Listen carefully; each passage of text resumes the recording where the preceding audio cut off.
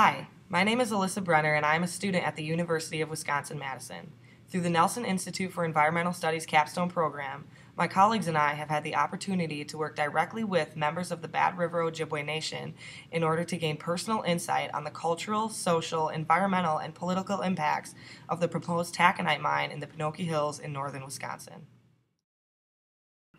The Bad River Ojibwe tribe came to settle along the shores of Lake Superior, or Gitchigame, over 500 years ago.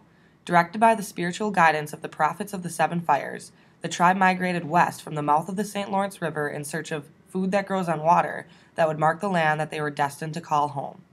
The tribe came upon wild rice, or manumin in the Ojibwe language, on the shores of Lake Superior and made settlement on Madeline Island. The harvesting of wild rice continues today and remains an intensely spiritual and culturally important practice for the Bad River Ojibwe. The proposed mine lies at the headwaters of the Bad River, which flows through the culturally significant and spiritual Kakagan Sloughs and ultimately into Lake Superior. The process of open-pit mining and its resulting waste would threaten these significant water resources, especially through the risk of acid mine drainage, which has the potential to contaminate not only the rivers, lakes, and wetlands of the region, but also the drinking water of the people in the Bad River Basin. We had the opportunity to speak with Phoebe Quebec, the staff attorney for the Bad River Ojibwe Nation, in order to further understand how the development of a mine in this area would affect the tribe and the region overall. The idea for the GTAC mine is to start with this 4-mile area, and then the whole ridge extends 22 miles long. So do that, just carve out all the earth for 22 miles. And if you look at the Iron Range in Minnesota, this is what you see. You'll see just massive amounts of displacement of the earth and big, gigantic holes everywhere. I'd like to see human beings come up with a different plan.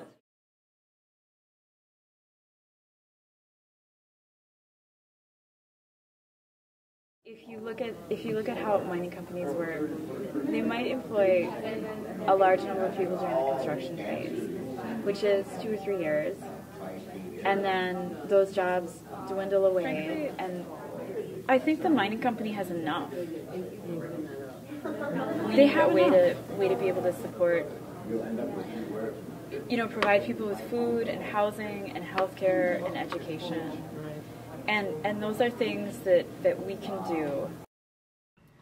We also had the chance to sit down with Naomi Tillison, the water resource specialist for the Bad River Ojibwe Tribe's Natural Resources Department, and discuss erosion and water quality issues that may arise from the mine.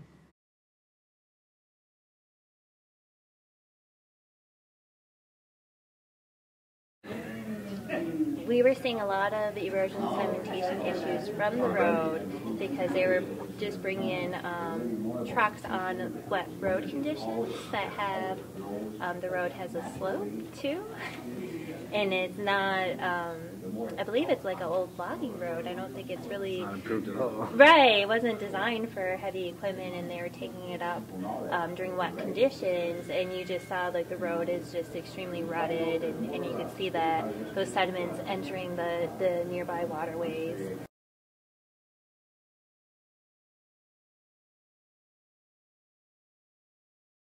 If they do cause some kind of damage to a community, then the courts make them pay money.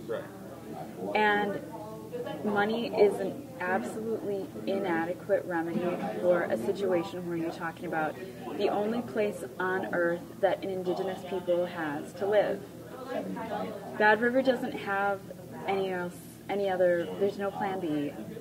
This is our reservation. This is what was provided by the federal government. There's no other place bordering up against Lake Superior where we have ancient wild rice grounds and where our homes are and our ancestors are buried and all of that. There's no other place on earth like that. Sure. Right. Everything. I mean, everything in our whole world is right here. So, just providing some money damages is, it's inadequate.